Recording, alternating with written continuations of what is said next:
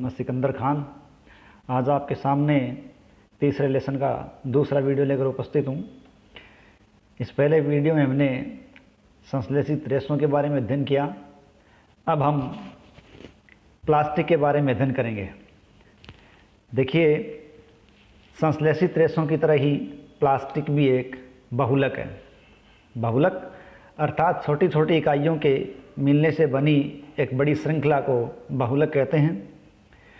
तो प्लास्टिक संश्लेषित रेशे की तरह एक बहुलक है और इसके अंदर जो छोटी छोटी इकाइयाँ होती हैं वो रेखीय क्रम में या तिर्यक क्रम में जुड़ी होती हैं और ये परस्पर मिलकर एक बड़ी संरचना बनाती है। जैसे हमें चित्र के अंदर ए में रेखीय क्रम तथा बी के अंदर तिर्यक बंध या क्रॉस बंध व्यवस्था दिखा रही कि किस प्रकार प्लास्टिक में ये व्यवस्थाएं होती है। इसके अलावा प्लास्टिक है, उसकी खास बात क्या है? प्लास्टिक है वो किसी भी आकृति में आसानी से डाला जा सकता है, इसे कोई भी आकार दिया जा सकता है। ये प्लास्टिक की बहुत ही खास बात है। प्लास्टिक को पुनः चक्रण किया जा सकता है, पुनः काम में लिया जा सकता है, इसे रंगा जा सकता है, पिघलाकर दूसरे आकार में डाला जा सकता है। प्लास्टिक को बेल कर इसकी चद्दरें भी बनाई जा सकती है, प्लास्टिक के तार भी बनाया जा सकता है। इस प्रकार आज निजी ज़िंदगी के अंदर बहुत सी सामग्री है वो हम देखते हैं वो प्लास्टिक की बनी हुई होती है। जैसे कि अपने उस चित्र के अंदर दिखा रखा है, कुर्सी, बाल्टी, ग्लास, बच्चे का खिलौना, ये प्लास्टिक से बनी हुई सामग्री है। अब बात करते हैं पॉलीथीन की। पॉली प्लस एथीन, यानी एथीन का बहुलक है पॉलीथीन और वो प्लास्टिक का एक अच्छा उदाहरण है जो सामान्य उपयोग में आने वाली पॉलीथीन थैलियाँ बनाने के काम में लिया जाता है। देखिए, प्लास्टिक है वो अलग अलग प्रकार का होता है। हमारे पास काम में लेने के लायक जो प्लास्टिक है या जो हम प्लास्टिक काम में ले रहे हैं उनको हम देखें और उनको तोड़ने या मोड़ने का प्रयास करें तो हम देखते हैं कुछ पात्र ऐसे होते हैं जो मोड़ते ही टूट जाते हैं जबकि कुछ नहीं टूटते। इसी प्रकार प्लास्टिक की बोतल है, उसके अंदर जब हम गर्म पानी डालते हैं, पानी डालते ही वो विकृत हो जाती है। ऐसा क्यों होता है? क्योंकि प्लास्टिक की जो बोतल है वो ऐसे प्लास्टिक से बनी होती हैं जो गर्म करने पर आसानी से विकृत हो जाता है। ऐसा प्लास्टिक जिसको गर्म करके पिघलाया जा सकता है तथा उसे आसानी से मोड़ा जा सकता है और किसी भी आकृति में उसको गलाकर डाला जा सकता है, थर्मोप्लास्टिक कहलाता है। जैसे पॉलीथीन और पीवीसी, ये थर्मोप्लास्टिक है, इनको बार बार गलाकर काम में लाया जा सकता है। इनसे खिलौने, कंघियाँ आदि या हमारे बाथरूम के अंदर काम लेने वाली सामग्री आदि बड़ी मात्रा में बनाई जाती है। थर्मोसेटिंग प्लास्टिक, ये ऐसा प्लास्टिक है जिन्हें एक बार किसी सांचे में ढाल दिया जाता है तो हमें उष्मा देकर इनको नरम नहीं कर सकते, पिघला नहीं सकते। ये जिस आकृति में उसी में रहेंगे। इस प्रकार का प्लास्टिक जो बार बार काम नहीं आएगा, नहीं पिघलेगा, वो थर्मोसेटिंग प्लास्टिक कहलाएगा। जैसे बेकेलाइट और मेलेमाइन, ये थर्मोसेटिंग प्लास्टिक है। प्लास्टिक की एक खास बात है कि प्लास्टिक ऊष्मा का, विद्युत का कुचालक है, अर्थात ऊष्मा और विद्युत का इस पर कोई प्रभाव नहीं पड़ता। इसीलिए बिजली के स्विच बनाने, बर्तनों के हत्थे बनाने आदि में इसका मुख्य रूप से इस्तेमाल होता है। बिजली के स्विच बनाते हैं तो हमें विद्युत का कोई खतरा नहीं रहता। इसी प्रकार बर्तनों के हत्थे बनाते हैं तो गर्म होने का खतरा नहीं रहता। मेलेमाइन एक बहुत ही उपयोगी पदार्थ है जिसकी सबसे बड़ी खास बात यह है कि वो आग का प्रतिरोध करता है। इस प्रकार इस प्लास्टिक की अन्य प्लास्टिक से आग सहन करने की क्षमता अधिक होती है। तो मेलेमाइन प्लास्टिक फर्श की टाइलें, रसोई के बर्तन, कपड़े बनाने आदि में काम लिया जाता है जो कि आग का प्रतिरोध करते हैं। थर्मोप्लास्टिक और थर्मोसेटिंग प्लास्टिक के उपयोग है उनके बारे में अपन चित्र को देखें तो हमें साफ साफ पता चलता है। बिजली के स्विच हैं, हैंडल है, टाइल है, प्लेट है, ये कुछ सामग्री है जो रसोई की सामग्री भी है, बिजली की सामग्री भी है, फर्श की सामग्री भी है। ये थर्मोसेटिंग प्लास्टिक है जिसको बार बार काम नहीं ला सकते।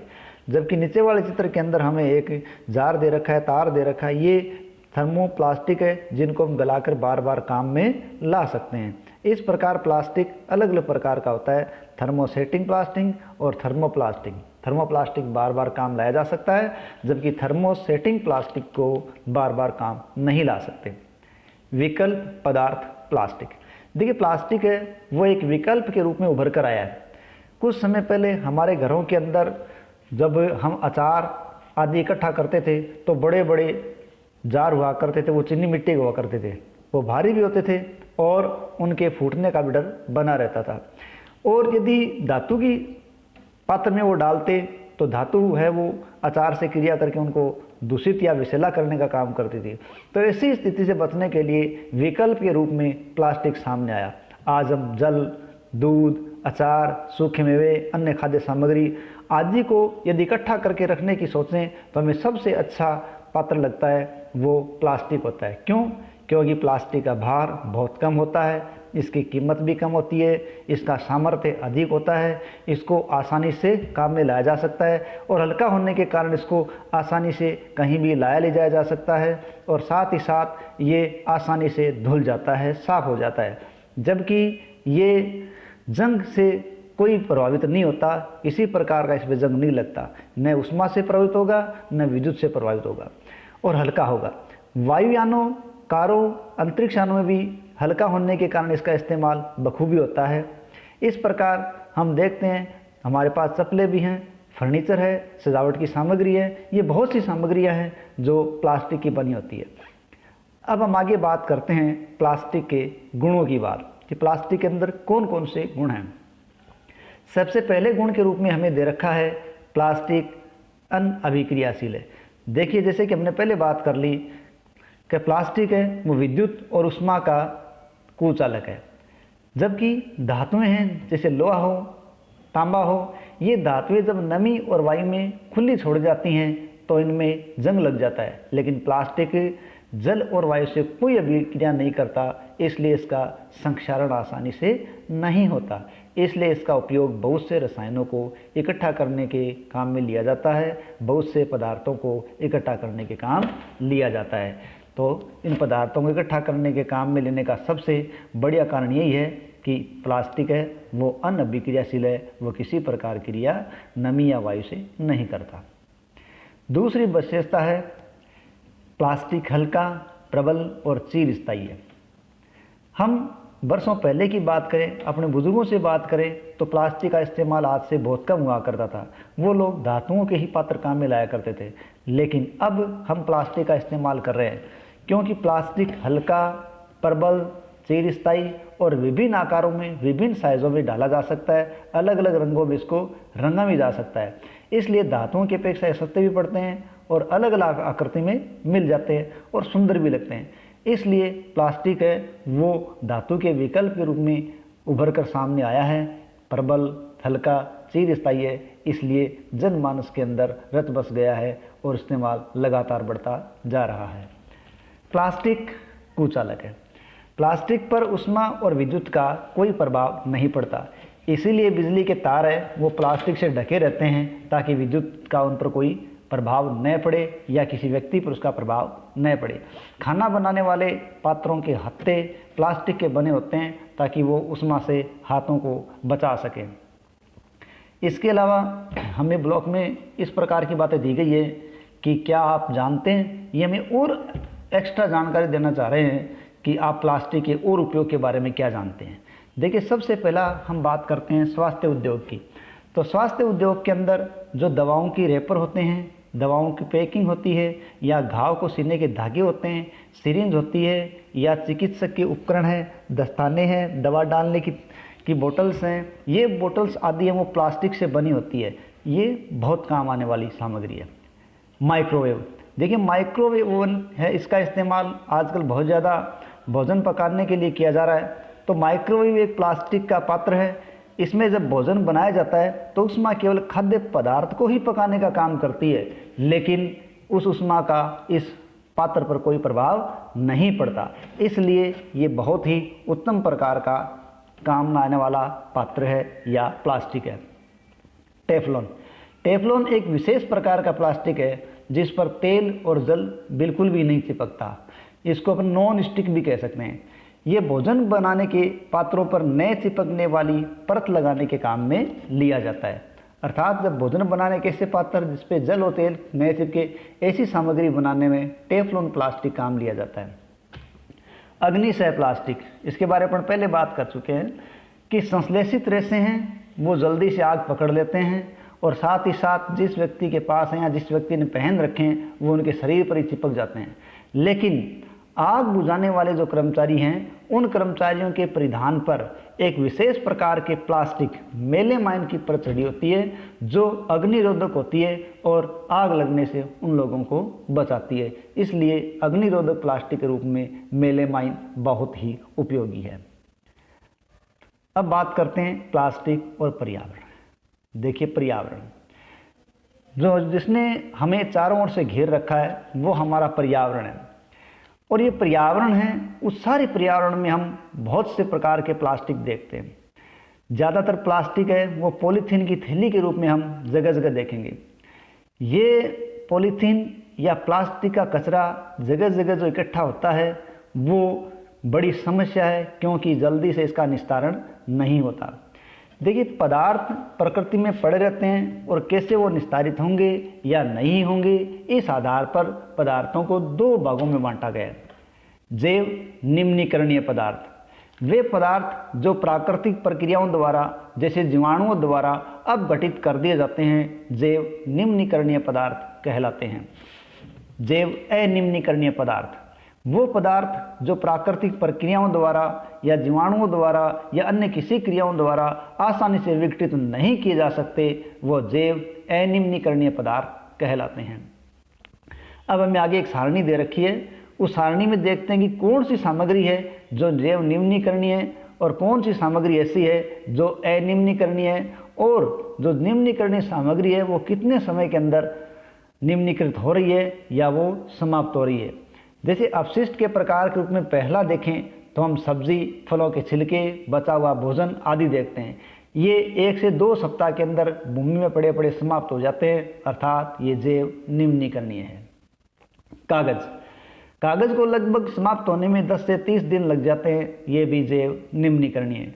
सूती कपड़ा, ये लगभग 2 से 5 महीने में समाप्त होता है, जैव निम्नीकरणीय है। लकड़ी, लकड़ी को समाप्त होने में 5 से 10 वर्ष लग जाते हैं, अर्थात लकड़ी भी जैव निम्नीकरणीय मानी गई है। ऊनी वस्त्र लगभग 1 वर्ष का समय लेता है, जैव निम्नीकरणीय है।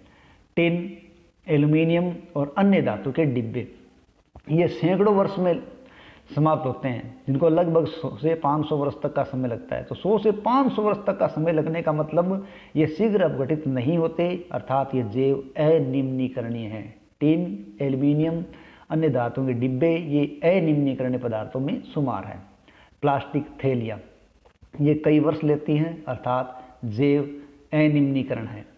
इन उदाहरणों के अंदर आपको ध्यान रखना है कि कई दफ़ा एग्जाम में देखा गया है कि बहुत सी सामग्रियां एक साथ लिख दी जाती हैं और हमें पूछा जाता है कौन सी पदार्थ इसमें निम्नीकरणीय है, कौन सी अनिम्नीकरणीय है, इनको अलग अलग छांटिए। देखिए, प्लास्टिक है वो अपघटित होने में बहुत ज़्यादा समय लेता है, इसलिए किसी भी दृष्टि से ये पर्यावरण के लिए लाभदायक नहीं है। क्यों? कि जो लंबे समय तक पर्यावरण में पड़ा रहेगा वो पर्यावरण प्रदूषण का कारण बनेगा। थैलियाँ जो हम फेंक देते हैं, वो थैलियाँ जब भूमि में दब जाती है तो भूमि को बंजर बनाने का कार्य करती है। इसी प्रकार जब उन थैलियों को या अन्य प्लास्टिक को जलाया जाता है तो ये विशेष प्रकार की विषैली वायु या विषैली धुआं उत्पन्न करता है, और ये विषैली धुआं है वो हमारे पर्यावरण को प्रदूषित करता है। इसी प्रकार हमें विशेष तौर से ध्यान रखना चाहिए कि हमारे घरों से जो प्लास्टिक की सामग्री हम बाहर फेंकते हैं उनके अंदर किसी प्रकार की खाद्य सामग्री नहीं डालनी चाहिए, और जहाँ तक संभव हो उसके हमें किसी प्रकार की प्लास्टिक की सामग्री को, थैली को बाहर बिल्कुल भी नहीं फेंकना चाहिए।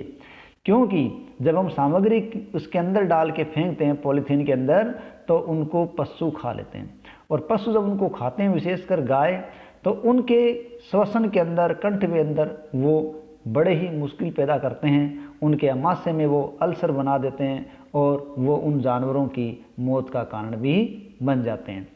इसके अलावा लापरवाही से जो इधर उधर पॉलीथीन की थैलियाँ हम फेंक देते हैं, वो थैलियाँ इकट्ठी होकर जब नालियों में चली जाती हैं और नालियों को रोक देती है, तो नालियाँ जब अवरुद्ध हो जाती हैं तो वहाँ कीचड़ ही कीचड़ हो जाता है और ऐसे कीचड़ से अनेक प्रकार के जीवाणु पैदा हो जाते हैं और वो आसपास के लोगों को बीमारियां दे देते हैं। इसलिए हमें इस प्रकार की थैलियों को कदापि नहीं फेंकना चाहिए, उनका सही तरीके से निस्तारण करना चाहिए, या जहां तक संभव हो सके हमें प्लास्टिक का इस्तेमाल ही नहीं करना चाहिए। हमें प्लास्टिक के इस्तेमाल से सदैव बचना चाहिए।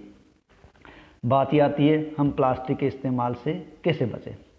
देखिए, प्लास्टिक है वो कपास या जूट के बने थैलों का उपयोग करके हम उसके उपयोग को कम कर सकते हैं। प्लास्टिक के उपयोग को हम कम कैसे करें? हम कपास या जूट के बने थैलों का इस्तेमाल करें, क्योंकि ये जैव निम्नीकरणीय है। जब ये खराब हो जाते हैं, कट-फट जाते हैं, तो हम फेंक भी देते हैं तो ये प्रकृति के अंदर स्वतः ही नष्ट हो जाते हैं। और जो प्लास्टिक हमारे घरों से निकलता है, उस प्लास्टिक को हम जैव निम्नीकरण और जैव अनिम्नीकरण की दृष्टि से अलग अलग इकट्ठा करें और उसका निस्तारण करें, और साथ ही साथ जहाँ तक संभव प्लास्टिक उपयोग को कम से कम करें। प्लास्टिक अपशिष्ट को पुनः चक्रित करना बेहतर उपाय है। अधिकांश थर्मोप्लास्टिक पुनः चक्रित किए जा सकते हैं।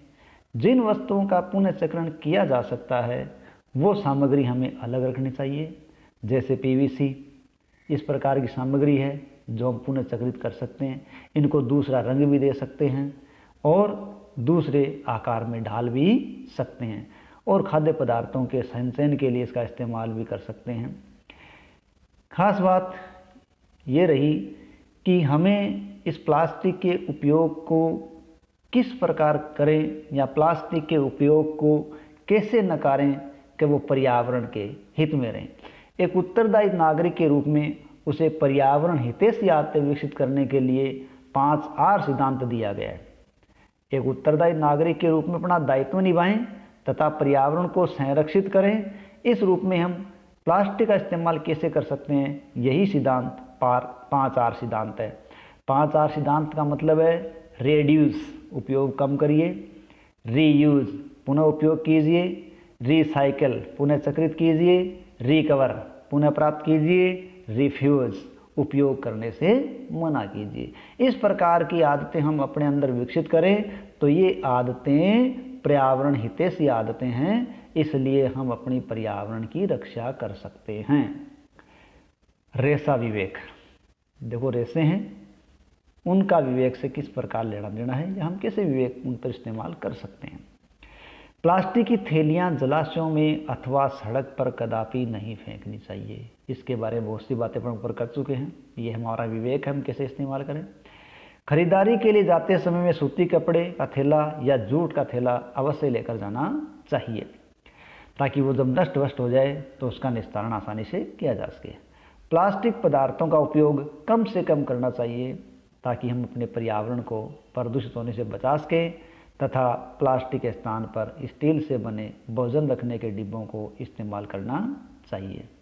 धन्यवाद। इस प्रकार अपना संश्लेषित रेशे और प्लास्टिक का पार्ट पूरा होता है। आशा है ये वीडियो आपको पसंद आया होगा। धन्यवाद।